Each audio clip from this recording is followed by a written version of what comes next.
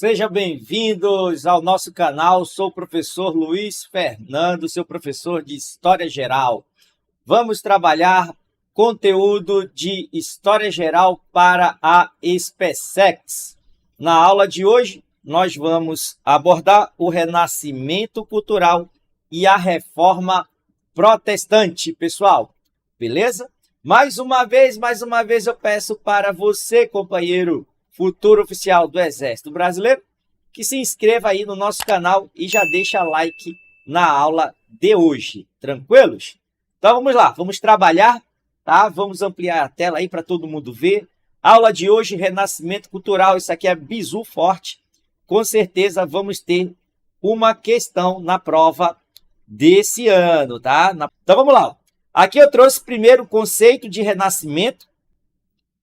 Também é importante salientar a todos vocês que a gente já está fazendo essa aula de número 5 e a gente viu as transformações da sociedade europeia, as transformações econômicas, as transformações políticas, como, por exemplo, a formação dos estados nacionais, a ascensão da burguesia e também a perda do poder universal da Igreja Católica. Então, a gente tem esse conjunto de transformações que provocou aí o Renascimento Cultural. E claro que o comércio restabelecido entre a Europa Ocidental e o Oriente foi também um fator aí muito importante para o desenvolvimento do Renascimento Cultural.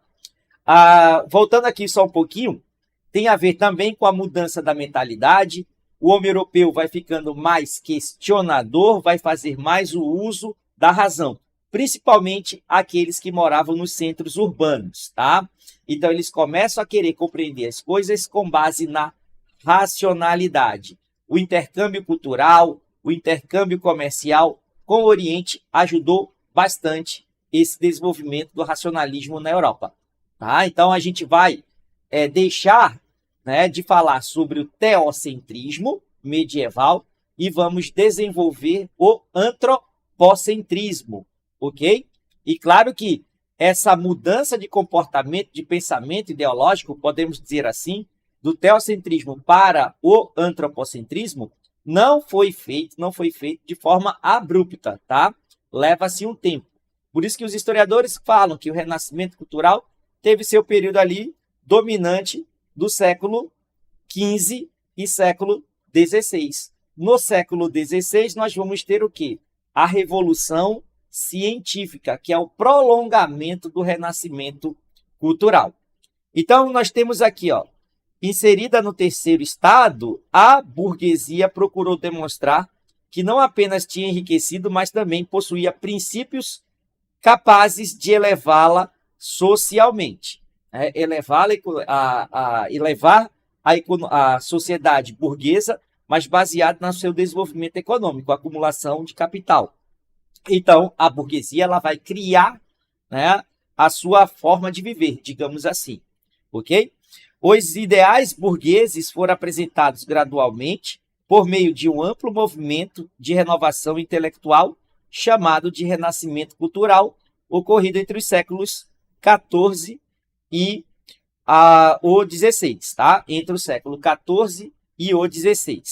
Mas, afinal, por que Renascimento Cultural? Muito importante essa informação. O conceito traz uma maldade intelectual. O verbo renascer significa nascer de novo, ou seja, surgiu e estava ressurgindo. O princípio é simples. Para a burguesia, os novos valores sociais foram encontrados na cultura clássica, época em que viveram os gregos, os romanos antigos, período anterior ao século V. Ou seja, a cultura clássica ela foi resgatada.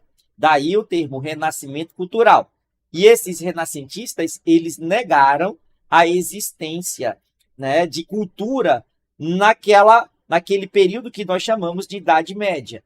Ou seja, entre a Antiguidade Clássica, que terminou em 476, ou seja, do século V, até o século XV, que a gente tem como referência a tomada de Constantinopla pelos turcos otomanos, no século XV, você tem aí o período que eles chamaram de período das trevas, o período da escuridão.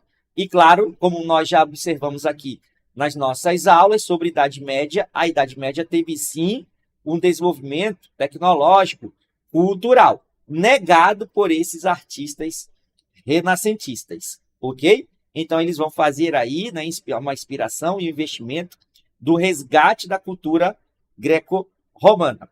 Então, os povos greco-romanos valorizavam o homem, o antropocentrismo e a razão, o racionalismo. Essa busca do passado era conhecida como o classicismo. Então, o classicismo é uma característica do renascimento cultural, o resgate da cultura greco-romana. E olha essa informação. O humanismo, o nosso humanismo, ele foi a base do Renascimento. Ou seja, o humanismo nada mais é do que um movimento intelectual que se desenvolveu dentro das universidades europeias, né? Inclusive das universidades, europeias, tá? No século XIV, certo? Então, o humanismo é um movimento intelectual que vai dar suporte para o desenvolvimento do Renascimento cultural. Então vamos lá, ó. Surgido nas universidades medievais, o movimento humanista propunha essa volta ao passado em busca da razão perdida na excessiva religiosidade do teocentrismo feudal. Então aquelas ideias, aquelas concepções agostinianas e até mesmo a de Santo Tomás de Aquino, tá, serão aí questionadas por esses humanistas. Mas observem, eles não vão, certo, deixar de ser cristãos, ok? Eles só vão entender, compreender as coisas, as ideias através da racionalidade. Então, em síntese, teríamos nasceu no classicismo, morreu no feudalismo e renasceu nos tempos modernos. Daí deriva o conceito feudal de 1000 anos de trevas. Atualmente, essa versão é criticada, como nós já falamos aqui, pois na Idade Média, nos séculos V ao XV, ocorreram os avanços intelectuais, apesar de um pouco lentos devido à violência do período, ou seja, o período das guerras. Mas no século XI nós tivemos ali o desenvolvimento técnico agrícola, o desenvolvimento da arte gótica, beleza? Então o humanismo é o movimento intelectual e o renascimento cultural é o, como já diz o termo, né? É o surgimento ou ressurgimento das artes na Europa. Bom, o surgimento do renascimento cultural remete a um processo muito mais amplo do que simplesmente a modificação da inspiração artística. Na verdade, o renascimento surge do princípio humano básico, pensar, com isso, questionar, filosofar, produzir conhecimento a partir da curiosidade e do estudo dos fenômenos naturais. Beleza? Então, essa essência traduz basicamente o modo de pensar europeu que havia ficado oculto, esquecido durante o domínio do pensamento teocêntrico. Construído brilhantemente por Santo Agostinho, como nós já nos referimos a ele anteriormente, ainda no início da Idade Média, e tornando-se referência básica do pensamento medieval. Bom, os fatores para o renascimento cultural. Tá? Os fatores para o renascimento cultural. Então, vamos ler aqui comigo. São eles: o exemplo romano. Os italianos possuíam o exemplo da cidade de Roma, como as ruínas e textos que serviram de inspiração. Tá? Desenvolvimento comercial, preponderante, no meu ponto de vista, para o desenvolvimento do renascimento cultural. O comércio via mar Mediterrâneo com o Oriente, o comércio das famosas especiarias, realizado pelas cidades italianas, estimulou o crescimento da burguesia.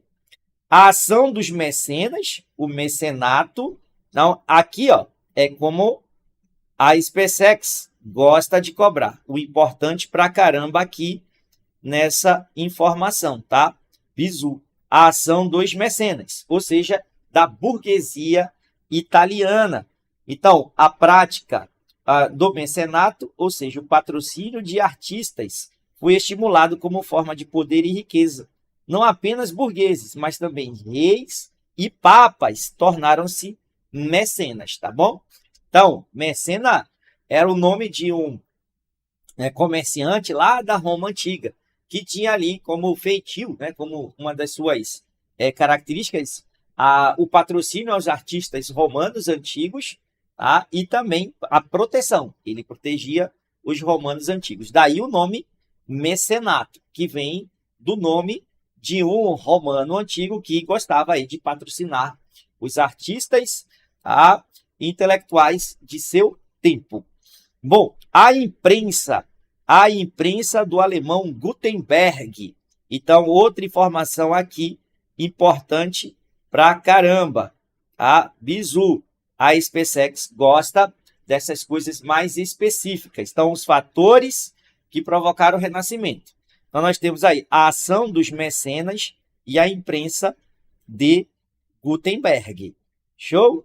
Então, vamos lá. A invenção da imprensa possibilitou a impressão de textos clássicos e renascentistas, atingindo a elite intelectual da época. Vocês vão ver já que essa elite intelectual era em um número bem reduzido, certo? Era bem reduzido essa elite intelectual. Daí os artistas, né, serem bastante criativos, então eles vão criar mais as artes plásticas, desenvolver as artes plásticas para atrair a atenção daqueles iletrados, beleza? Então eles vão desenvolver as suas obras literárias, épicas, racionalistas, certo? Mas eles produzem muitas obras de arte, muitas artes plásticas, a iconografia, a escultura, para chamar a atenção dos iletrados. Não é porque o cara nessa época era burguês que ele sabia ler. O cara sabia contar, assim, dinheiro, era muito bom contador, mas nem todos sabiam ler. Tá? Até porque uma das línguas, né, idiomas mais escritos e falados naquela época pela elite intelectual ainda era o latim. Então, com o desenvolvimento das monarquias nacionais, esses artistas vão tender a escrever na língua nacional. Então, por exemplo, Luís de Camões ele vai escrever em português, William Shakespeare em inglês, certo? Então, as línguas vulgares elas vão sendo desenvolvidas também, tá? E aí a ideia desses artistas para atingir o maior público possível era, né, escrevendo as obras na língua nacional. E até mesmo isso é uma das causas lá da Reforma Protestante, onde os reformistas queriam a tradução da Bíblia, certo? Do latim para o idioma nacional. No caso de Lutero, tradução da Bíblia do latim para o alemão. E assim por diante. Beleza? Então vamos lá. Seguindo. Ainda como fator, fuga dos sábios bizantinos. Fuga dos sábios bizantinos. Os conflitos entre os árabes e muçulmanos europeus cristãos levou à fuga dos sábios bizantinos da cidade de Constantinopla, como nós já observamos, principalmente com a tomada pelos turcos otomanos em 1453, encontrando ali na região italiana condições favoráveis ao saber. Então já havia proximidade, né? Constantinopla foi a sede do Império Romano no Oriente, então eles já tinham essa proximidade. Então, com o restabelecimento do comércio, devido às cruzadas, o intercâmbio comercial e cultural de italianos, né, italianos no sentido de quê? Deles morarem, né, que eles moravam na Península Itálica, não no sentido de uma nação. Itália como nação, e como nós conhecemos hoje, não existia ali no século XIV, XV e XVI. A formação da Itália só será, né, concluída lá no século XIX, perfeito? Então, devido a essa proximidade, digamos assim, histórica, cultural, os sábios bizantinos buscaram apoio e refúgio lá na Península Itálica, ok? Principalmente nas cidades do norte da Península Itálica, como Gênova, Florença, entre outras, tá bom? Vamos lá. A influência das obras de Averroes, o muçulmano, os livros do árabe Averroes, que defendiam a valorização da cultura clássica, vão se proliferar rapidamente pela Europa, permitindo o despertar da razão. Então, os muçulmanos, os árabes, eles, anterior lá no século VIII, no século IX, no século X, eles invadiam as possessões europeias no sul, certo? No sul da Península Itálica, no sul dos Balcãs, ou seja, na Grécia. Então, eles faziam investidas. E eles levaram para o seu mundo, né, digamos assim, para os seus impérios árabes, as obras de Aristóteles, por exemplo. E os muçulmanos traduziram as obras de Aristóteles, né, a filosofia aristotélica, traduziram, ok, do grego para o árabe. E com a expansão desses árabes para a Península Ibérica, eles levaram, certo, o saber greco-romano para a Europa novamente. Né? São eles que, né, levam, né, esses esclarecimentos, né, da filosofia grega, tá? Na Europa, principalmente a aristotélica, tá bom?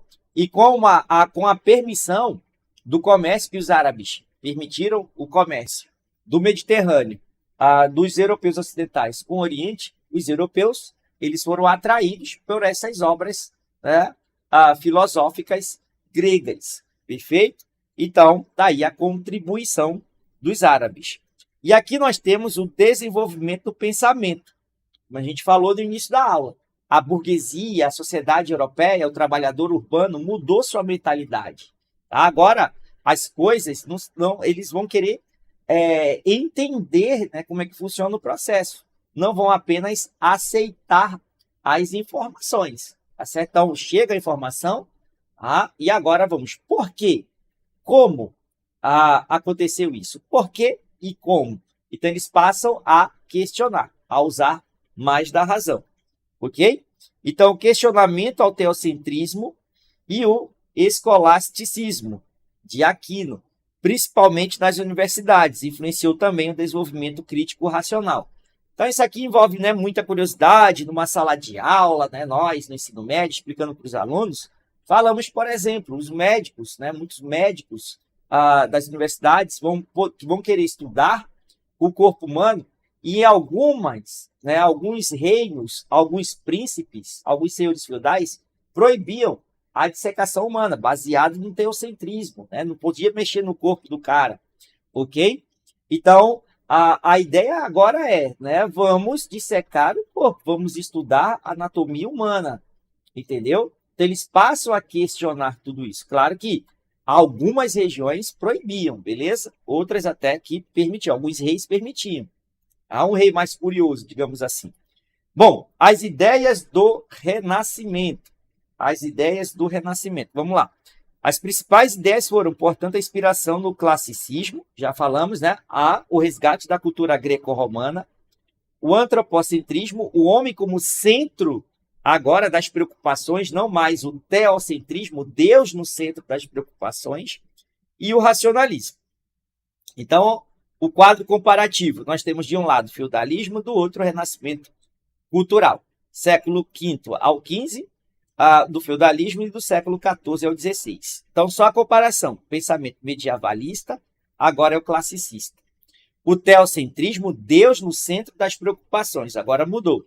É o homem no centro das preocupações. Feudalismo predominou a fé, né? o crer para entender, ok? Agora mudou para a razão. Tá? Me prove, né? O método científico é que vai ser desenvolvido, né, galera? O método científico para buscar o conhecimento. A teologia predominou no feudalismo e agora é a filosofia, ok? Bom, numa sociedade elitista e com altos índices de analfabetismo, como apresentar as novas ideias? Isso aqui a gente já falou anteriormente, que eles vão promover, né, a arte plástica, tá? Então, nós temos aqui, ó, além da literatura, a pintura e a escultura, ok? E a arquitetura complementando o pensamento renascentista. Também destaca-se a valorização do individualismo, da natureza e da vida terrena, o naturalismo, buscando o prazer terreno, o hedonismo e o otimismo, ok? Então, se a galera não sabe ler, vamos desenhar, né? Seria assim, dessa forma. Então, eles vão fazer ali os quadros, né? Então, o quadro que a gente tem esse mais famoso, produzido nesse tempo, foi ali o da Mona Lisa, né? Pintada por Leonardo da Vinci. Bom, A importância da Península Itálica, também já falamos isso aqui na aula, ok? Então, a expansão comercial, a consolidação, né, da mudança de comportamento, né, a burguesia buscando o seu espaço na sociedade, querendo divulgar o seu comportamento, seu padrão de comportamento.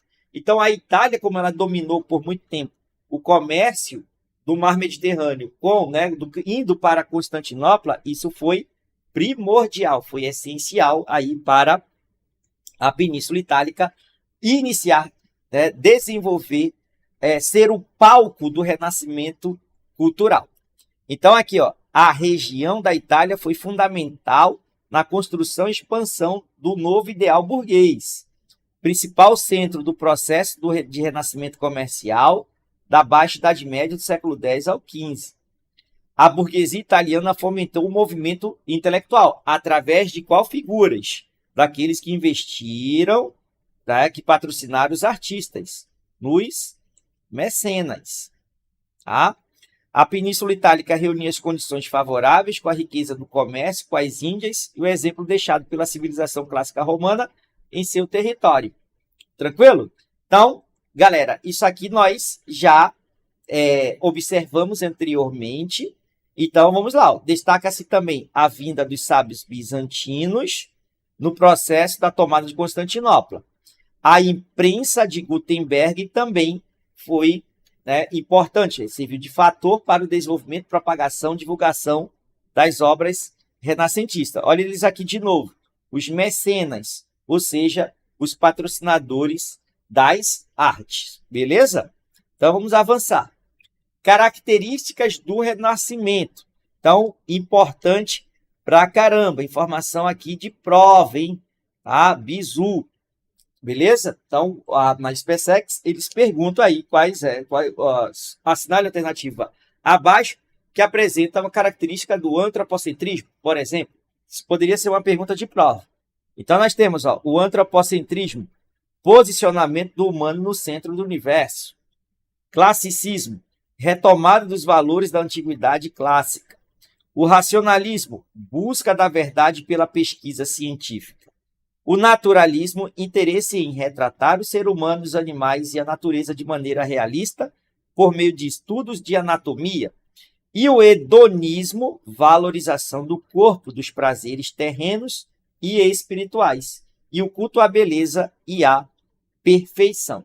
Então, nós trouxemos aqui algumas características do Renascimento. Beleza? Então, memorize essa parada aí.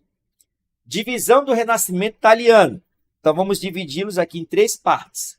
O 300, 400, 500. Beleza? Então, dos anos 1300, 1301, século XIV. O 400, do século XV, 1401. E o 500, século XVI, 1501. Tá? Então, a gente vai ver aqui a evolução dessas etapas. Então, detalhe aqui, nessa tela, aqui está o bizu. Tá bom? Prova da SpaceX. Ela gosta aqui de fazer questão para você relacionar o nome do autor à obra produzida por ele. Então, fica aí comigo, que a gente vai mostrar aqui os principais artistas desses períodos do Renascimento que são cobrados nessa prova da SpaceX. Então, vamos lá. O período do 300 se caracteriza por ser a primeira fase do Renascimento cultural. Com isso, a fase mais carregada de preceitos e conceitos medievais. Porém, apesar de toda influência religiosa, apresenta-se uma modificação nos paradigmas medievais, mesmo que de forma sutil e superficial. Então, vamos lá. Dante Alighieri, A Divina Comédia. Giotto, Lamento ante Cristo Morto. Petrarca, considerado o pai da literatura italiana, teve como principais obras de África e Odes. A Laura. Boccaccio, ou Boccaccio, depende de como você quer falar. Nós temos aqui o Decameron. Beleza? Então, o período 300 caracteriza por ser a primeira fase do Renascimento cultural. Vamos lá. Outros representantes. Dante Alighieri, A Divina Comédia. Giotto, Lamento do Cristo Morto, ou seja, isso aqui a gente já leu, só que no 300 eu quero aqui destacar as cartas de Abelardo e Heloísa, representaram um momento muito importante para a história renascentista, pois sua trágica história de amor acabou gerando uma importante fonte primária em suas diversas cartas. Abelardo e Luísa tratavam de vários assuntos pertinentes à realidade política, econômica e social do período em que viveram o século XIV. Ok? O século XIV. Então, vamos lá. 400. Período 400. Então, vamos aqui, ó. Período dos anos 1400 representou o esplendor da cultura clássica. Nessa fase, a técnica, a arte e a inspiração atingiram seu ápice. A noção de profundidade, técnicas de proporção da antiguidade clássica novamente estavam presentes na cultura europeia devido às inovações de Donatello na arquitetura. Destacam-se nesse período os seguintes artistas: o Masácio, a expulsão de Adão e Eva do paraíso, Sandro Botticelli, a primavera, o nascimento de Vênus, Leonardo da Vinci, o maior ícone, foi escultor, inventor, biólogo, físico. Dentre as suas muitas obras destacam-se Mona Lisa e a Santa Ceia e Madonna das Rocas. Tá? Então, de novo, prova da SpaceX gosta de perguntar em suas provas o nome do autor e a obra produzida por eles. Tem aqui mais bizus, memorize isso aí. Período 500, os anos 1500 representam um período de maior libertação e criatividade do renascimento cultural. É na fase que ocorre um abrandamento da técnica clássica e uma maior valorização do emocional, principalmente devido à influência da língua e cultura italiana propriamente dita. Os principais representantes: Rafael Sanzio, Escola de Atenas, Maquiavel, o príncipe Maquiavel, já estudado aqui na aula sobre formação dos estados nacionais, Michelangelo, considerado o grande do Renascimento, né, o gigante, eu falei o grande do Renascimento, foi o pintor e escultor. Apesar de ser muito conhecido por algumas suas pinturas, é como escultor que chega a seu apogeu. Está aqui a obra de Pietà, né? A obra que eu considero a mais impressionante, a mais bonita de todas os renascentistas. Ok? Pietà de Michelangelo. Depois da prova da SpaceX, pesquise aí como foi a produção dele, né? Segundo os historiadores, como é que foi o trabalho que ele teve para fazer essa escultura. Mas vamos lá, as obras são os afrescos da Capela Sistina, Criação do Mundo e Juízo Final, Pietà, que está aqui, e Moisés, beleza? Tem Davi também, né? A escultura de Davi. Geralmente em livros de história do ensino médio vem aquela escultura de Davi, né? O cara com uma bolhadeira na mão, né? E ele todo nu, em pé, beleza? Bom, aí vamos lá. O renascimento cultural se espalha na Europa. Se espalhou na Europa. Então eu trouxe esse quadro para vocês para destacar mais artistas, obras e por onde eles, tá? Por onde eles desenvolveram aí a sua obra. Então, o renascimento cultural, ele, certo? Surge na Itália, se desenvolve na Itália, mas se espalha pela Europa. Tranquilo? Beleza? Então, vamos lá. Aqui nós temos as diversas regiões. Vamos lá. O artista Erasmo de Roterdã, Países Baixos. Tá? Erasmo de Roterdã e os Países Baixos. Aqui tu cancela, que eu dei uma ratada aqui. Mas vamos lá. A obra-prima dele, Elogio da Loucura e a Arte, Literatura. Tranquilo? Grande King. Show, velho. Seja bem-vindo aí, meu irmão. Grande abraço. Vamos lá. Baixa aí o teu PDF, tá? Tá na descrição aí esse PDF da aula, beleza? Vamos lá. O Rabelais, da França. Gargantua e Pantagruel, da literatura. Thomas Moros, Inglaterra. Utopia, destacou na literatura. William Shakespeare, Inglaterra. Romeu e Julieta se destacou na literatura. Miguel de Cervantes, Espanha. Dom Quixote, literatura. El Greco, da Espanha, O Enterro do Conde de Ordaz. Pintura, Luís de Camões, o Portugal, né? Aqui, Portugal, beleza? Portugal, tá? Os Lusíadas, obra Os Lusíadas, literatura. Gil Vicente, também em Portugal, o autor, O Alto da Barca do Inferno, se destacou aí na literatura e no teatro. Tranquilos? Então, galera, é só organizar depois aí no teu PDF, tá? E se liguem, sempre o autor e a sua obra-prima, tá? O autor e sua obra-prima. É assim que a SpaceX vai cobrar de vocês. Já, já, nas atividades aqui, nas questões que eu separei, vocês vão ver que a gente está falando aqui de forma séria. Bom, o outro, renascimento do campo científico. Fazendo aí o levantamento das questões, nós temos, né, questões sobre esses caras aqui, ó. Esses dois, ó, Kepler e o Copérnico, beleza? Os grandes astrônomos aí europeus. Então, renascimento no campo científico. De novo, importante pra caramba. Importante pra caramba. Ou seja, no jargão militar, é um bizu, beleza? Então, olha só. Nas ciências, isso aqui a gente também está falando aí para vocês, que o renascimento cultural ele não ficou restrito à arte. Ele vai para o ramo da ciência, matemática, astronomia, perfeito? Então, ele não é um movimento apenas artístico, certo? É um movimento científico também. Então, vamos lá. Nas ciências, o destaque foi o conflito entre o geocentrismo e heliocentrismo. O geocentrismo defendido pela igreja, e o heliocentrismo defendido pelos cientistas, né? Vamos lá, eu não vou mais me arriscar a falar da minha ideia que eu tinha, né, de geocentrismo.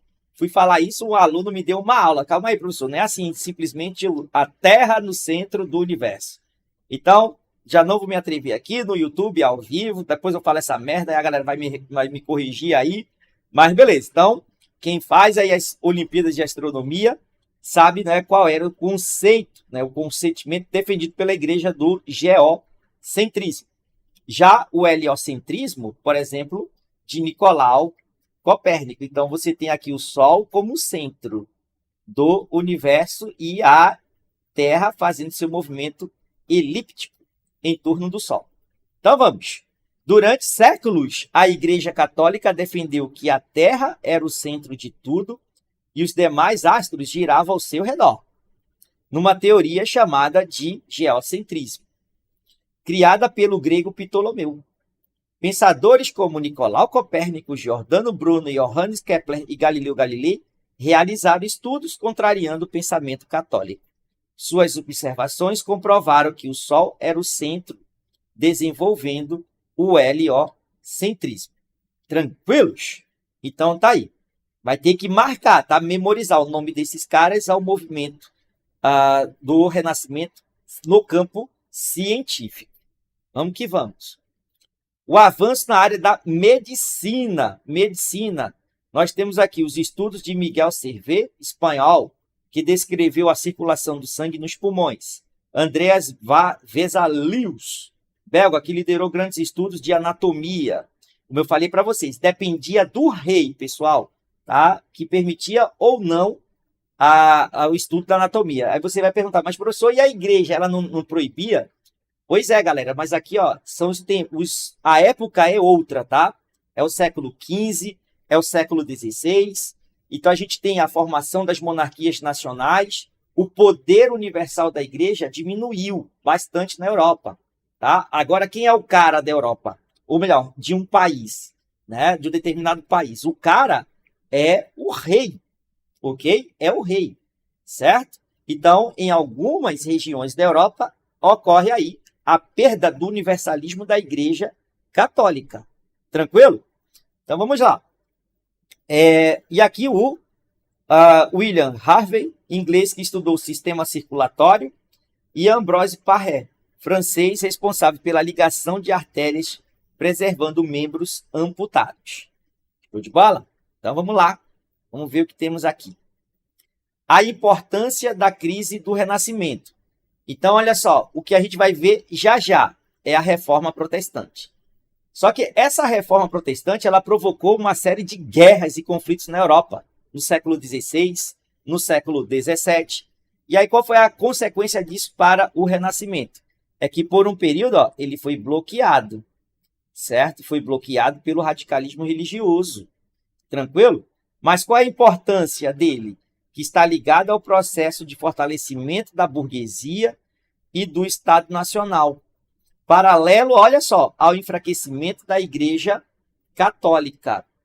Auxiliou também no desenvolvimento do espírito crítico e racional, base dos avanços políticos e científicos da modernidade, tendo como seus principais desdobramentos a própria Reforma Protestante, a Revolução Científica do século XVII. Aí o que eu chamo Revolução Científica é o prolongamento do Renascimento. E o Iluminismo do século XVIII, a partir do século XVIII. E o que é o Iluminismo? É o prolongamento da Revolução Científica. Então, se numa questão aí de prova perguntar, né, qual foi a evolução desse cientificismo na Europa, a partir do século XV, ou se ele bota da Idade Moderna, aí tu vai colocar, vai marcar lá, Renascimento, Revolução Científica e o Iluminismo. Perfeito? Então, vamos que vamos. Tudo baseado, como é que eles vão fazer tudo agora? É ao método experimental, vão desenvolver as metodologias de pesquisa, ok? Vão desenvolver o empirismo, é o conhecimento adquirido através da experiência, certo? Então, vamos que vamos aqui para a nossa primeira questão.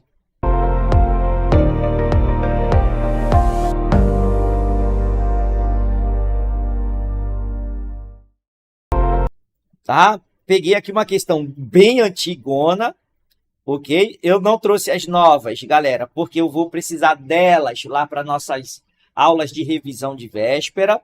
Então, quem é concurseiro, né, você jovem aí tem que saber que concurso se faz, né? Você estuda resolvendo questões anteriores de concurso. Aqui eu peguei de 1997, tá? De uma apostila aí que eu tenho bem antiga. Vamos lá. No conjunto da produção renascentista, começaram a sobressair valores modernos burgueses, como o otimismo, o naturalismo, o hedonismo e o neoplatonismo. No entanto, o elemento central do Renascimento foi, e aí, qual é a resposta? Foi o teocentrismo, foi o ostracismo, o epicurismo, o antropocentrismo ou monofisismo, né? Isso aqui, olha como eu falei para vocês, não tem nem como pensar em refletir devagar sobre a questão, galera. É bom, ok? Certo? Então, no elemento central do Renascimento, qual é a resposta correta? Qual é a resposta correta? A resposta correta aqui é a letra D, ok? Antropocentrismo. Monofisismo está ligado à ideia da existência de Cristo, certo? O epicurismo é a filosofia lá dos romanos antigos e gregos também, ostracismo lá dos gregos, do legislador grego, o pai da democracia grega, né, que desenvolveu o ostracismo, de exilar aqueles homens que supostamente seriam ameaça à democracia grega, né? E nós temos aqui o teocentrismo, ou seja, o teocentrismo é uma característica medievalista, ok?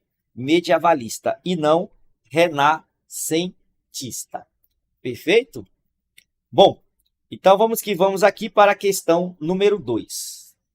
Questão de número 2. Tá?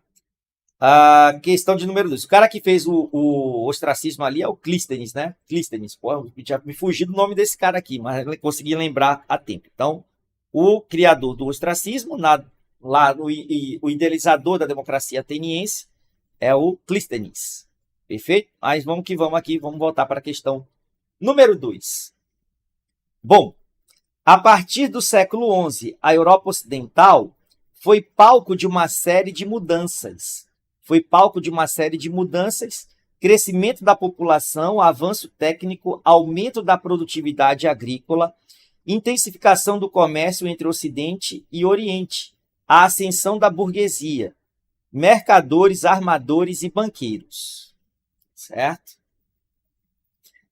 Todas essas mudanças inspiraram uma nova visão do mundo, da arte e do conhecimento, impulsionando assim um movimento de grande renovação cultural, único na história do Ocidente, o Renascimento.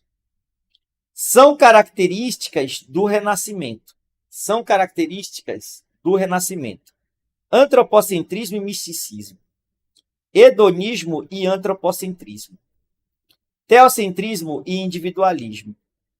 Teocentrismo e nacionalismo. Misticismo e hedonismo. Então aí, galera, qual é a resposta? Só fazendo por eliminação, né? Fica tranquilo. Misticismo, não. É tudo baseado na racionalidade. Teocentrismo também não. Teocentrismo também não. Misticismo também não. Então só sobrou aí a letra B de bola. Vejam, olha só. Questão de 2013, na mesma tendência da questão de 1997. Então a resposta correta da número 2 é a letra B de bola. Questão número 3. Já baixei o nível de novo. Botei lá para trás, 2007. Vamos lá, questão número 3. Durante o Renascimento Cultural na Europa, surgiu um grupo de pessoas conhecidas como mecenas. Tal grupo, olha só, os mecenas, quem eram eles? É papo, galera. Não tem que pensar, tem que memorizar. Certo? Então, os mecenas eram aqueles homens de negócios ou papas, inclusive papa patrocinava artistas renascentistas. Então, temos famílias importantes ali da Península Itálica, os Sforza, os Médicis, por exemplo, eram grandes mecenas, E familiares dessas duas famílias foram papas, ok? Então, aqui, os mecenas, quem eram eles? Certo? Nós temos aí a letra A, perambulava pelos burgos pregando a palavra de Deus. B, pregava uma nova ordem política e social. C, patrocinava e protegia os artistas. D, defendia os interesses dos operários e industriais. E, constituía-se na camada mais pobre da sociedade europeia. Essa aqui foi foda, né? Isso aqui é para o cara não chutar jamais. Ok? Então, a resposta correta, a letra C, patrocinava e protegia os artistas. Tá? Lembrando aí que esse termo é atribuído a um romano antigo, tá? Lá da Roma Antiga, o Mecena. Esse cara que tinha o costume aí de patrocinar os artistas de sua época. Daí o nome Mecena ou mecenato. Questão número 4. Aqui eu peguei da PUC para a gente treinar. Vamos elevar aqui o nível. Tá bom? PUC 2017. Tá estudando aí para SpaceX, cara? Tá? Baixa questões de história geral da PUC, beleza? São muito semelhantes, porém com um nível de dificuldade maior. Mas vamos lá. Ó. Os humanistas e artistas do Renascimento italiano apregoavam a volta aos antigos como fundamento de suas ações no presente. Assinale a alternativa que expressa o que era entendido por volta aos antigos. Volta aos antigos. Galera, a gente não leu ainda as alternativas, mas será que tem a ver com o resgate da cultura greco-romana? O Renascimento apregoava a volta aos antigos. O que eles consideravam como importante, o que eles consideravam como ser humano, Ou seja, a cultura greco-romana. Mas vamos aqui para as alternativas. Dar continuidade ao pensamento medieval, em particular os preceitos da escolástica, que apregoava a conciliação da fé cristã com a razão fundada na tradição da grega de Platão e Aristóteles. Nós falamos aqui, tá, que os renascentistas eles vão desprezar o teocentrismo, certo? E vão também questionar, né, a escolástica, certo? Eles, os humanistas, perfeito? Eles vão querer tudo explicado de forma mais racional possível. Mas, observem o que eu vou falar. Os renascentistas não se tornaram ateus. Tá? Eles não eram ateus. Beleza? Eles continuaram cristãos. É só ver a maioria das obras desses caras. Tá? Tem as obras com teor dos mitos gregos, mas muitas obras baseadas no que está escrito na Bíblia. Certo? O afresco da Capela Sistina de Michelangelo, o Juízo Final. A obra Davi, de Da Vinci, certo? São personagens bíblicos, galera. São situações bíblicas. A Pietà, né, meu amigo King?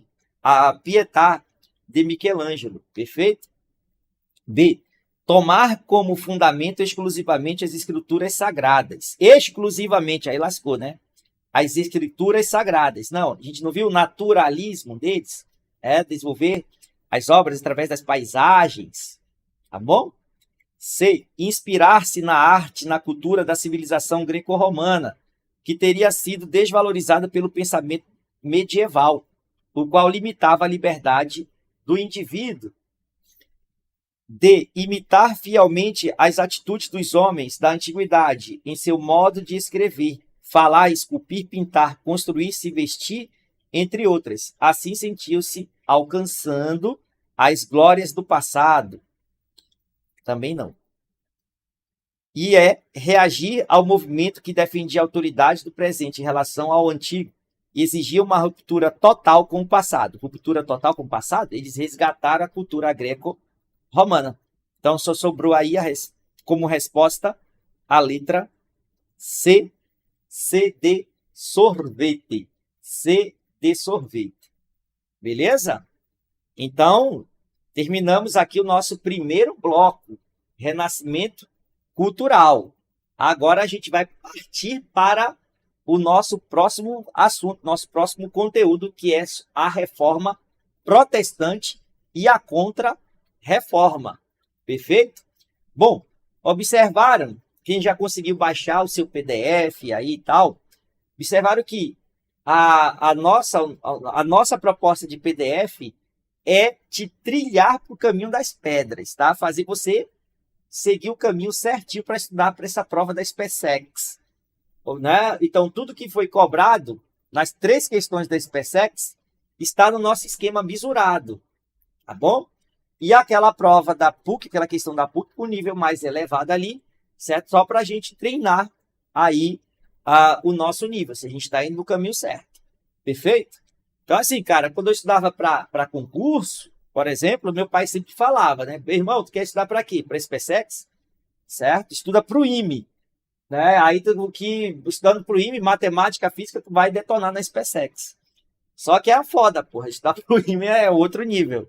Então, aí você vai descendo o sarrafo, entendeu? Você vai descendo o sarrafo, velho. Vou começar por onde? Vou ver meu nível aqui. O IME? Não deu. Então, vou baixar um pouquinho. E assim por diante. Tranquilidade? Então, não fique só nessa, não. Eu só vou papirar só questão da SpaceX, Tem que abrir um leque também.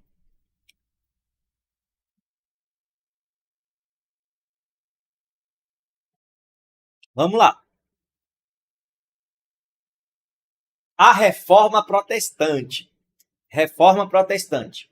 De novo, certo? De novo, o contexto é o mesmo que a gente já observou anteriormente, das aulas anteriores, a Europa Ocidental em transformações, o renascimento comercial, o renascimento urbano, o desenvolvimento das universidades, o humanismo, tá bom?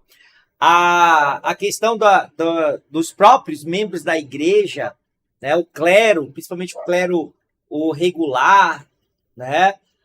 O clero secular, na verdade, ok? Que tinha mais contato com os fiéis e tal, passam ali também a transformar sua mentalidade. E outros caras, outros membros do clero, que não estavam nem aí para as diretrizes e doutrinas da igreja, não respeitavam as verdadeiras, né, as palavras da Escritura, vamos dizer assim.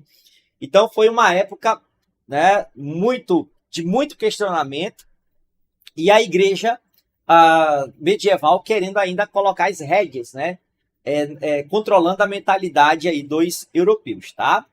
Bom, para a igreja cristã medieval, ela entendia, né, a igreja que eu falo são os homens que a governavam, o poder temporal, né? O poder temporal da igreja era feito por homens, certo? Então, o homem está passivo de erro, de pecado e papapá. Enfim, os homens que governavam a igreja, eles determinaram que, segundo a Escritura, ou seja, a Bíblia, a igreja era o elo de ligação entre Deus e os homens, certo? Se você quiser se comunicar com Deus, você tem que se comunicar primeiro com o padre, com o bispo e tal. E é ele que tem a autoridade de lhe ensinar, certo? De lhe confortar, caso alguém de sua família morreu, de dizer, de determinar o que você tem que fazer e qual o seu posicionamento, por exemplo, ou seja, qual tipo de estamento, em qual classe social você tem que se posicionar, que você tem que aceitar e seguir, se é o primeiro estado, segundo estado, terceiro estado. Então, o indivíduo não era visto, né, o cidadão não era visto de forma individualizada, e sim de forma coletiva. Tá? Nasceu camponês, vai morrer camponês, patrão. Tá certo? Então, o coletivismo espiritual também predominou e tudo isso passou a ser questionado, tá certo? Tudo isso passou a ser questionado. Agora, uma coisa que é muito importante a gente falar aqui. Nunca, tá, façam o juízo de valor do passado, né? Ou seja, critiquem o passado de acordo com o seu juízo de valor do presente. Não é legal fazer isso, não é o correto. Então, a igreja, a sociedade medieval da Idade Moderna, tá? Eles vivenciaram aqueles tempos, ok? Aqueles tempos conflituosos, guerras iminentes, tá bom? Então, não dá para a gente fazer, né, uma análise da história de acordo com o nosso juízo de valor atual, perfeito? Então, é o primeiro ponto. E aí a gente vai ver que, na verdade, nós já estudamos isso no canal, que a igreja cristã, ela não era, o pensamento, os dogmas não eram tão universais como a gente pensava, né? A igreja mandava na porra toda. Não era assim não, pô. Certo? Não era assim não. Ok? Então havia ali diferenças de dogmas, desde os tempos que Constantino deu liberdade de culto, havia o questionamento sobre a natureza de Cristo, né? Você vai ter ali a concepção da trindade, o monofisismo. Então isso gerava debates acalorados. Nós vamos ter os movimentos heréticos, né? A gente estudou aqui no canal, temos aula aí sobre isso da Idade Média, sobre o movimento do arianismo, né? Do Padre Ário, ok? O monofisismo, a iconoclastia, até o rompimento da igreja cristã. Em Igreja Católica Apostólica Romana, no Ocidente, e a Igreja Católica Apostólica, e a Igreja Ortodoxa, tá? Já é repetido as coisas duas vezes aqui. Então a gente tem a Igreja Católica Apostólica Romana e a Igreja Cristã Ortodoxa. Ok? Bom, isso ocorreu em 1054, essa divisão. E de 1054 até o século XIV, nós vamos ter os questionamentos aos dogmas impostos pelas lideranças da igreja, ok? O fortalecimento dos reis, principalmente da França, tá? Que questionava a autoridade do Papa, queria intervir na nomeação de bispos, inclusive nomeando papas. Aqui nós temos o cisma do Ocidente, por exemplo. Tá? Então, esse conjunto de coisas estava acontecendo na Baixa Idade Média, no que a gente chama de Baixa Idade Média. Certo? E os questionamentos à igreja só cresceram. Então, nós temos aqui, por exemplo, nessa tela, vamos lá. o espírito crítico e racional do renascimento cultural e os ideais nacionalistas dos estados modernos estão na base do reformismo do século XVI. A reforma protestante não foi apenas um movimento religioso, teve também importantes elementos políticos, econômicos e sociais, revelando assim a generalidade desse processo. Atualmente, o sentido pejorativo da palavra protestante fez com que os seguidores dessa moderna religião passassem a ser chamados de evangélicos. Tá? Ser chamados de evangélicos. Bom, os precursores da reforma, nós temos dois caras aqui, ó. No século XIV destacaram-se nas críticas da Igreja Católica, o Wycliffe e o Hus, ok? Então, esses caras que eu chamo também são os precursores de Lutero, ó. Precursores de Lutero. Um no século XIV e outro aqui que morreu no século XV, 1415.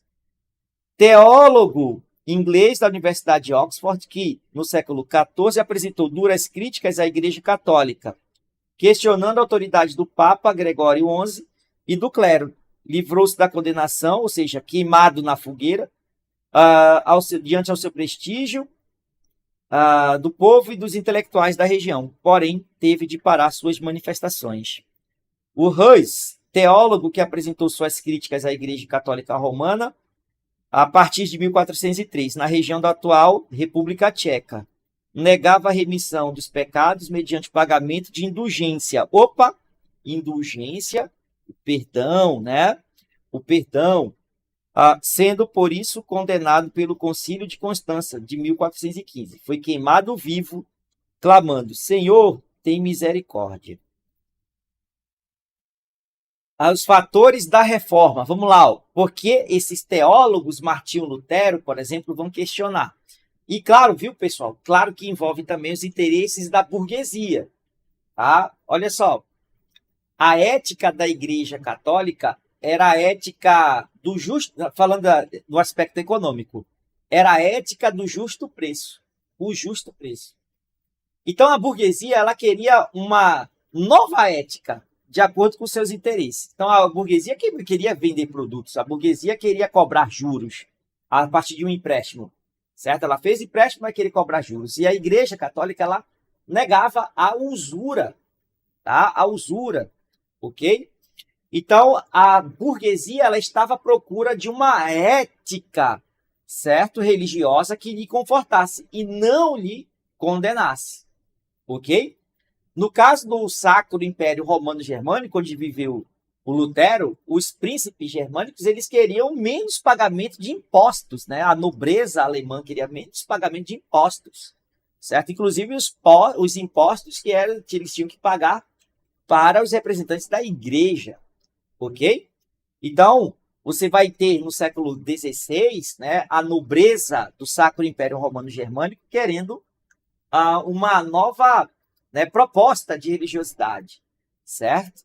E a burguesia da Suíça, do norte da Europa também, né? Principalmente queriam o quê? Uma nova ética religiosa, ok? Então vamos lá. Ó.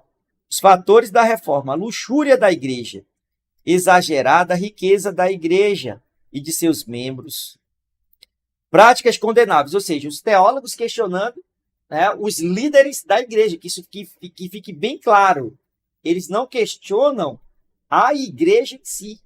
Eles questionam os líderes, tá? O Papa Leão X.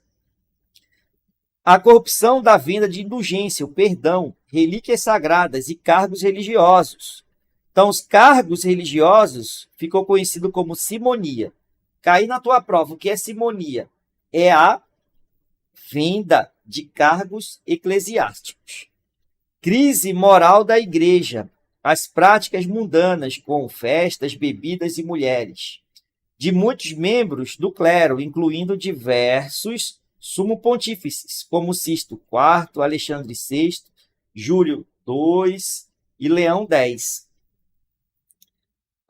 Interesses políticos de diversos segmentos, como reis e nobreza nas terras, no poder e no dízimo cobrado pela igreja, reforçado pelos ideais nacionalistas, de formação dos estados modernos. Isso fica mais claro, a gente vê mais isso aqui na Inglaterra, né? Quando Henrique VIII ele rompe com a Igreja Católica. Ele também ele queria o divórcio, mas também queria o controle das terras da Igreja inglesa, a católica da Inglaterra, no caso. Interesses econômicos da burguesia, que estava interessada na defesa do lucro e da cobrança de juros à usura, considerados pecados pelos católicos. Daí aquilo que eu disse, eles quererem, né, uma ética religiosa burguesa. O espírito crítico do renascimento cultural. A angústia do homem moderno, que, influenciado pelo pensamento renascentista, vivia uma dicotomia íntima de fé versus a razão. O confronto entre o tomismo e a teologia agostiniana, a escolástica versus a ideia de São Tomás de Aquino. Bom, a observação aqui que eu trouxe, a criação da imprensa no século XV foi muito importante para a difusão das ideias reformistas. Então, o Lutero, quando, por exemplo, pregou as 95 teses na igreja de Wittenberg, editores de jornais lá de Wittenberg pegaram as 95 teses, imprimiram vários exemplares e espalharam. Tá? Então, a imprensa foi também importante e permitiu a rápida disseminação das principais obras que contestavam as práticas católicas. Agora a gente vai destacar cada um desses reformistas, tá bom? Então, Lutero, um teólogo da região do Sacro Império Romano-Germânico, estudioso da Bíblia, tornou-se um crítico dos excessos cometidos pelo clero. A situação agravou-se após uma visita de Roma, onde observou o absurdo da venda de indulgência. Então, o Papa Leão X queria terminar uma capela, uma catedral, a Basílica, na verdade, de São Pedro, e aí ele autorizou a venda de indulgência. Então, foi um cara lá para a cidade dele vender indulgência, e ele combateu essa venda de indulgência.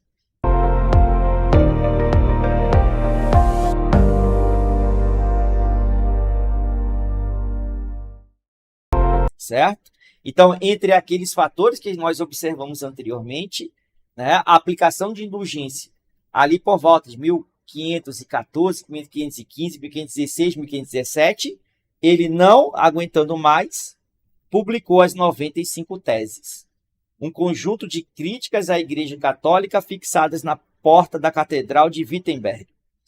Esse ato foi uma resposta à venda de indulgência pelo dominicano João Tetzel. Em 1520, Lutero foi excomungado, ou seja, expulso da igreja, perdeu a alma dele, pelo Papa Leão X. Pelo Papa Leão X. Após queimar em praça pública uma bula no qual o Papa exigia a sua imediata retratação. O cara, naquela época, quando era excomungado, pessoal, quando ele era excomungado, ele perdia sua alma. Ele poderia ser preso por qualquer pessoa, inclusive morto. Só que Lutero ele tinha a proteção dos príncipes do Império Germânico, tá? Então, após a sua excomunhão, Lutero foi submetido ao tribunal secular, ou seja, o tribunal dos homens, tá? Não da igreja, ok? Convocado aqui pelo imperador Carlos V. A Dieta de Worms, 1521. Então, o termo dieta, historicamente, significa uma assembleia, uma reunião das principais autoridades de uma região. Então, a Dieta condenou e mandou prender Lutero, mas não teve sua ordem cumprida devido ao apoio dos segmentos da nobreza, à causa luterana, ficando ele sob a guarda do príncipe da Saxônia, onde ele, Lutero, traduziu a Bíblia do latim para o alemão. Então, ele pegou uma igreja, um exemplar bíblico grego, escrito em grego, e traduziu para o alemão. Posteriormente, com o desenvolvimento e a expansão do movimento de Lutero, Carlos V convocou uma nova dieta, a Dieta de Spira. Já já a gente fala isso. Esse Carlos V aqui, galera, é aquele lá do sacro, ou melhor, da dinastia dos Habsburgos. Então, essa dinastia dos Habsburgos, de Carlos V, que dominava, ou seja, reinava a Áustria, o próprio Sacro Império Romano Germânico e a Espanha. Então, essa dinastia era extremamente católica, radical, perseguia judeu, cigano, então a poxa toda, certo? Então, esse Carlos V foi um combatente, né, contra as reformas de Lutero, mas vamos ver o que deu no Sacro Império Romano Germânico. Então, a Dieta de Spira definiu o direito de as regiões que até então haviam aderido ao luteranismo poderem no movimento. Né? Então, definiu o direito de as regiões que até então haviam aderido ao luteranismo poderem no movimento. Então, assim, a Wittenberg aderiu ao movimento. Então, pela Dieta de Spira, Wittenberg vai poder seguir as ideias de Lutero. Aí vamos pegar um outro território, só um exemplo, Frankfurt. Frankfurt não aderiu ao movimento, então Frankfurt tem que continuar católico, tá certo? Foi mais ou menos assim, beleza? Mas olha só, entretanto, as demais regiões não poderiam se converter. Aí, meu irmão, confusão, né? Em virtude dessa decisão, os luteranos protestaram, dando origem ao termo protestante. Os dogmas luteranos foram apresentados na Confissão de Augsburgo, 1531, escrita com auxílio de Philippe Melanchthon. De acordo com alguns historiadores, essa confissão foi apresentada em mais uma dieta, a Dieta de Augsburgo. Os principais dogmas apresentados por Lutero foram, isso aqui é o bizu, questão de prova da SpaceX, tá? Questão de prova da SpaceX é isso aqui. Os dogmas apresentados de Lutero, ou seja, os dogmas do luteranismo. Então, nós temos permanência do monoteísmo da crença em Cristo e na Bíblia. Salvação apenas pela fé. A Igreja Católica, para ela, a salvação era na prática das boas obras, até então, tá? Até a Contra-Reforma, somente pelas boas obras. E Lutero, não pode ser pelas boas obras, tem que ler a Bíblia. Tem que ser salvo pela fé. Tem que ler a Bíblia e você vai ganhar sua fé. 2 sacramentos, batismo e Eucaristia. Certo? Bom, em alguns livros, como, por exemplo, acredito que é do Vicentino, ele fala ali, né? A questão da Eucaristia, para quem é católico aí sabe, né? Quando o padre, ele pega a hóstia, aí ele molha no vinho e entrega para o fiel, né? Para o católico, certo? Então, ali, nesse rito da Eucaristia, o católico está recebendo o corpo e o sangue de Cristo, certo? É a concepção da transubstanciação. Então, para Lutero, não existia transubstanciação, e sim consubstanciação. Tranquilos? Beleza? Um negócio bem complexo, tá? E a gente não vai se aprofundar nisso. Então, para Lutero, dos 7 sacramentos que tinha na Igreja Católica, ele só aproveitou 2. O batismo e a Eucaristia. Vamos lá. Negação do celibato, da infalibilidade do Papa. Ou seja, o pastor, no caso luterano, vai poder casar, né? Na Igreja Católica não, né? O padre não vai casar não, até hoje. Da infalibilidade papal, do culto às imagens e da hierarquia do clero. Então, negou. A infalibilidade do Papa é o cara que não erra. Não, erra sim, todos os homens estão passivos de erros. O culto a imagens, proíbe. E a hierarquia no clero. Substituição do latim pelo idioma local nos cultos religiosos. Tá? Submissão da igreja ao Estado. Olha só, a nobreza, né, apoiou Lutero, né, galera? A nobreza apoiou Lutero. Então, a igreja tem que estar subordinada ao Estado. Não apoiava o lucro e a usura. Vamos lá. Lutero gerou guerra santa entre católicos e protestantes. Daí aquilo que a gente observou na aula de Renascimento, né, agora há pouco, que o Renascimento foi bloqueado devido às guerras, né, provocadas aqui pela Reforma Protestante. Estes, para combater Carlos V, o Habsburgo, tá, formaram a Liga de Smalcade. Esse problema foi atenuado com a Paz de Augsburgo em 1555. Cada região deveria seguir a religião de seu líder, dando origem ao princípio tal príncipe, tal religião. Causou uma confusão tremenda isso, certo? Causou uma confusão. Então, as guerras na Idade Moderna na Europa, por razão religiosa, galera. Por razão religiosa. Só que nesses tempos, tá? Nesses tempos já estava havendo ali a expansão marítima, ok? Século 1555, por exemplo, tá? Então, a América Portuguesa já existia até governo geral. Os franceses invadiram o Rio de Janeiro, certo? Os franceses huguenotes, né? Ou seja, os calvinistas franceses. Então, o bicho estava pegando na Europa, ok? No século XVII, rola a Guerra dos 30 Anos. Já falamos aqui sobre a Guerra dos 30 Anos na aula de formação das monarquias nacionais, tá? Então, envolve um teor religioso muito grande. E, como sempre, né, os Habsburgos ali, católicos, querendo impor o catolicismo na Europa, combater o protestantismo, tá bom? Beleza?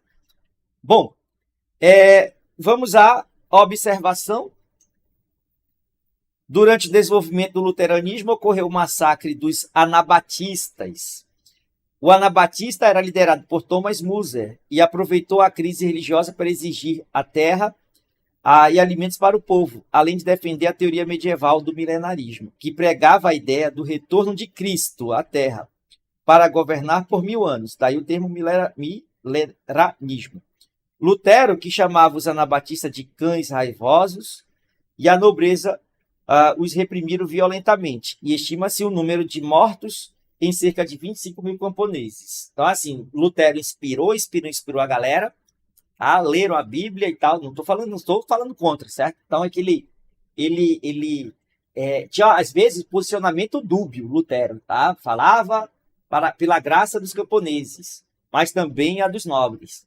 Então, quando o bicho pegou, quando o Müller lidera os camponeses contra os senhores feudais, contra alguns membros do clero católico, inclusive, porque tinha terra, né, feudo, as terras católicas, então ocorreu aí a revolta camponesa no Sacro Império Romano Germânico, do século XVI.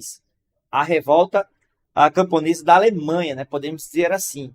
Então, Lutero se posicionou no lugar, né, ou seja, ele ficou no lugar de quem? No lugar da nobreza. Então, ele condena a ação dos anabatistas. Então, foi pau, muita gente morta aí nessa revolta camponesa.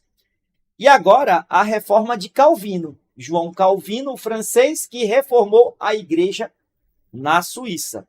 Ok? Ou da Suíça, melhor, né? Da igreja da Suíça, beleza? Então, João Calvino. Bom, ele vai fazer um discurso de acordo com o que a burguesia do norte da Europa queria ouvir, certo? Ele vai falar de uma ética protestante, uma igreja, certo? Com toda o perdão da ignorância, certo? Se tiver algum calvinista aqui e tal, mas ele vai, me desculpa, mas é assim que eu interpreto, ele vai atender os interesses da burguesia daquele tempo, tá? Do século XVI, perfeito? Então vamos lá. O movimento de Calvino na Suíça foi precedido de outro movimento reformista por Zwinglio. Esse Zwinglio, que era um dos discípulos de Lutero, sai da Alemanha, foi para a Suíça tentar fazer a reforma, não conseguiu, morreu, né? O movimento provocou uma devastadora guerra civil, que só foi solucionada após a paz de Capel, dando liberdade religiosa a cada região na Suíça. Nessa guerra, Zwinglio acabou morto. João Calvino, que chegou à região por volta de 1535, urbanizou e adaptou o pensamento luterano aos interesses da burguesia. Morou, cara, lá no Lutero a gente grifou, vamos até grifar aqui. Lutero foi apoiado pela nobreza, Calvino pela burguesia, certo? Em sua obra, A Instituição da Religião Cristã. O ponto marcante foi a questão da salvação. Para Calvino, havia a predestinação. Predestinação. Ou seja, o ser humano nascia predestinado ou não a ir para o céu. O símbolo da predestinação era o bem-estar material. Na prática, o lucro. Olha, Lutero condenou, né? Mas Calvino não. O lucro passa a ser valorizado religiosamente. A ética protestante. Com suas ideias e sua palavra, Calvino assumiu rapidamente não só o controle religioso da região, mas também o controle político, com a instalação do consistório. O que é o consistório, professor? Está aqui tudo misurado. O consistório era um órgão que regia a política, a moral e a religião no território de Genebra, inicialmente, e depois em várias outras regiões suíças, que se renderam às palavras propostas de Calvino. Calvino difundiu-se por regiões burguesas e ganhou denominações particulares. Como? Então, vamos lá. Eu falei aqui, os franceses invadiram o Rio de Janeiro. De qual religião? O huguenote. Era calvinista. Então, o calvinismo ele vai se difunde pela Europa, mas no norte, tá? Da França, Inglaterra, o calvinismo, o luteranismo não entrou em Portugal e Espanha, eram reinos católicos, então eles não permitiram a reforma protestante lá. Na verdade, eles fizeram uma ampla perseguição religiosa, os reis da Espanha e Portugal, certo? Então, o calvinismo na França ele vai ser desenvolvido. A religião ela vai sofrer alterações. Na Inglaterra e na Escócia também. Então, a gente vai ter, né, a ampla difusão. É porque assim, galera, bota uma coisa na cabeça. A reforma protestante ela ainda rola até hoje. Então, você tem ali um segmento. Você vê um cara fundou uma igreja. Um pastor fundou uma igreja. Daqui a pouco, um outro pastor ele vai e funda dele. Ele reforma aquela, né, a base espiritual no qual ele se formou. Ele deu uma reformulada, entendeu? Então, a reforma protestante vai acontecendo. Tá beleza? Então, vamos lá. Os puritanos são os calvinistas. Então, eles readaptaram, né, ou adaptaram o calvinismo na Inglaterra. Aí passaram a ser chamados de puritanos. Tá bom? Aí, vamos lá. Os huguenotes na França. Os huguenotes na França. E os presbiterianos na Escócia. Mas, em termos políticos e religiosos, organização eclesiástica. Os puritanos e presbiterianos se diferenciavam no Reino Unido. Na Holanda, usaram o nome de calvinistas. A reforma de Henrique VIII, o cara mais maluco da história moderna. O rei Henrique VIII da Inglaterra não teve um filho homem para sucedê-lo. Sua esposa Catarina, de origem espanhola, era uma ameaça, pois poderia entregar o trono inglês à Espanha, ao casar sua filha como herdeiro dos Habsburgos. A solução para essa problemática era a separação e o rei solicitou o divórcio do Papa. Catarina, entretanto, era tia do rei Carlos V da Espanha e principal aliada na luta anti-luterana. Então, vê que confusão, velho. Ainda tem uma parada, assim, só uma curiosidade aí para vocês. O Papa que negou o divórcio dele, que não deu o divórcio dele, era tio da rainha Catarina. Vê, velho, ela era tia do cara mais poderoso, mais rico da Europa, no início do século XVI. Certo? Carlos V. Ok? Tinha a Espanha, essa dinastia Habsburgo, como eu já falei, governava a Espanha também. E ainda tem os metais preciosos das Américas. Então, veja a confusão, brother. Tá? Mas, enfim, isso fica mais para Netflix, né? Assista The Tudor. Ok? Vamos lá. Seguindo. O Papa ficou em uma situação difícil. Aceitar o divórcio agradaria o rei inglês. Não aceitar era o desejo do rei espanhol. A decisão acertada para o momento foi a negação do divórcio. Revoltado com a decisão papal, Henrique VIII rompeu com a Igreja Católica e fundou o anglicanismo, ou religião anglicana, por meio do ato de supremacia. Então, aqui está a cereja do bolo. Ato de supremacia. Beleza? Foi a reação da Igreja cristã. Olha só. A reação da Igreja Católica foi a Contra-Reforma. Tá? A Contra-Reforma. A reação da Igreja Católica ficou conhecida como a Contra-Reforma ou Reforma Católica. Então, vamos lá. Essa decisão foi iniciada com a fundação da Companhia de Jesus, ou a Ordem dos Jesuítas, por Inácio de Loyola, que renovou o clero, formou um grupo de soldados de Cristo, chamados de jesuítas, permitindo assim o ressurgimento de uma igreja mais forte e obediente ao sumo pontífice e centrada na contenção da expansão reformista. Essa reação teve continuidade na convocação do Concílio de Trento. Esse concílio, convocado pelo Papa Paulo III, foi um conjunto de reuniões do alto clero ocorridas entre 1545 e 1563. Apesar da participação de teólogos protestantes, esse encontro foi a base da negação do protestantismo. Dentre as decisões do Concílio de Trento, confirmação dos dogmas católicos, ou seja, não houve mudanças na filosofia.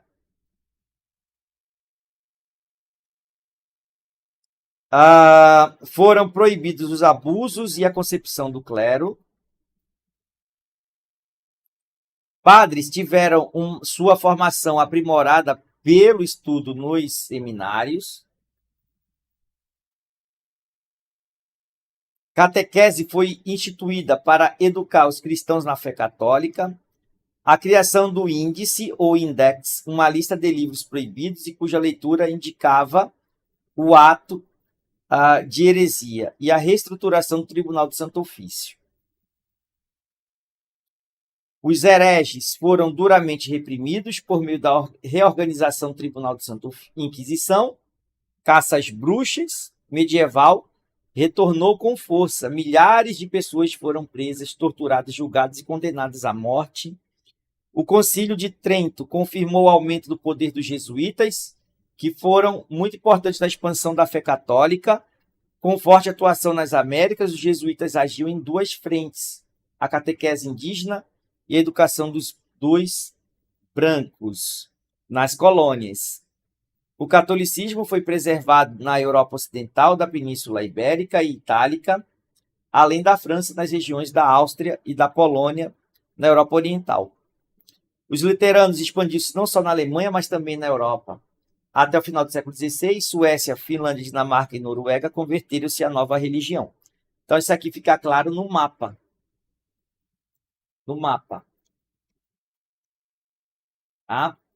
Então, vamos lá. Aqui na Península Ibérica, o protestantismo não avançou. Os reis de Portugal e Espanha se colocaram a serviço de Deus. Então, foram apoiadores da reforma protestante. Beleza? Então, nós temos aí a área de expansão luterana, verde, calvinista e amarelo, e da anglicana da Inglaterra. Consequências da reforma ou contra-reforma. No século XVI, ficou marcado pela intolerância religiosa, das guerras santas e das perseguições da Santa Inquisição. O cristianismo sofreu uma nova divisão com a chegada dos protestantes. Atualmente permanecem os três segmentos cristãos: os católicos, ortodoxos e protestantes, chamados também de evangélicos. A Igreja Católica perdeu espaço na Europa, mas manteve sua força atuando na conversão de indígenas e educação dos brancos nas Américas. O Papa teve seu poder supranacional enfraquecido, fortalecendo os reis e os estados nacionais, como nós já observamos antes. Com o calvinismo, a burguesia ganhou uma justificativa religiosa para o lucro, a ética protestante, como chamou Max Weber depois, chamada ética protestante do capitalismo.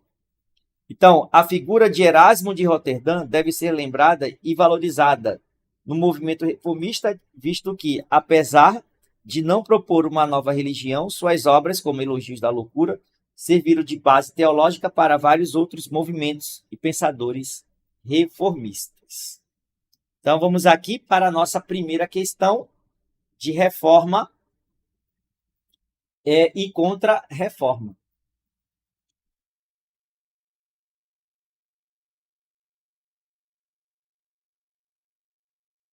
Primeiro, no começo do século XVI, interessado em construir a Basílica de São Pedro, em Roma, o Papa Leão X negociou com o banqueiro Jacob Figer a venda das indulgências. que garantiria o perdão dos pecados àqueles fiéis que as comprassem. Esse abuso do poder exercido pelo Papa causou profunda revolta em um monge do Sacro Império Romano Germânico, chamado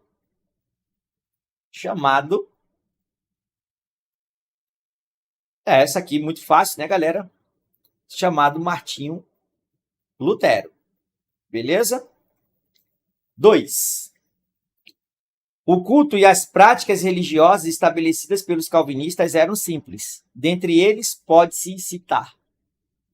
Então, o culto e as práticas religiosas estabelecidas pelos calvinistas. Adoração de imagens e altares. Interpretação da Bíblia por um pastor. Aceitação apenas dos sacramentos, Eucaristia e batismo. Combate à predestinação do homem. Adoção de cerimônia pomposas para seus fiéis.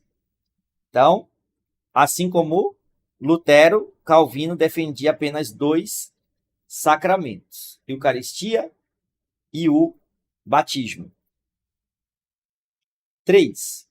No início da Era Moderna, a Igreja Católica foi abalada por uma série de acontecimentos que levaram significativas mudanças internas e ao surgimento de novas religiões na Europa. Entre as ideias dos principais reformadores e contra-reformadores, podemos encontrar criação do Index, predestinação, criação da Companhia de Jesus, o uso da língua inglesa, a Bíblia como fonte de fé e livre exame, extinção da hierarquia eclesiástica. Assinale abaixo a alternativa que apresenta ideias relacionadas à Igreja Calvinista. Ideias da Igreja Calvinista. Então, 2, predestinação. A Bíblia como fonte de fé e livre exame. Extinção da hierarquia eclesiástica. Então, a resposta aqui, letra C. 4. No início do século XVI, Martinho Lutero desencadeou o processo da reforma religiosa na Europa.